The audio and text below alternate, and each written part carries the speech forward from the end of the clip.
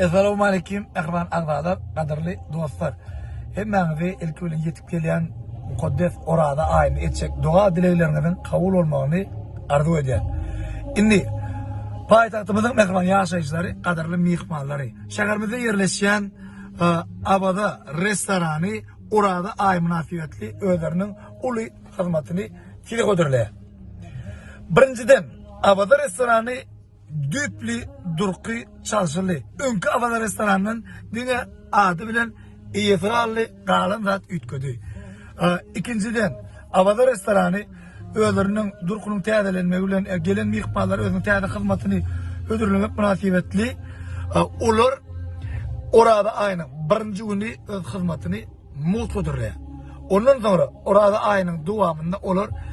Gelen mihmanlara bir dosyarlarını, yakılarını uludan ağdaçarak etmek isteyenlerimize yürüyüşte bir amatlı bakadan govi hizmetler ödürler. Yani onların hizmetlerini buğuk tağamları, ondan qağdan ne bişen tağamlar, hemen közde bişen tağamlar, onların kemmetin sizin gözünüzün alnına tayarlanılıyor. Şeylekim orada ayında bir ağdaçar edecek doğullarımız Abada kafesine gelen mihmanlara yeterli derecede yürüyüşte namaz, otoğunma dua dile etiplersiniz. Şeylekim Abada restoranını ayın devamını iltip vermek hizmetler ama.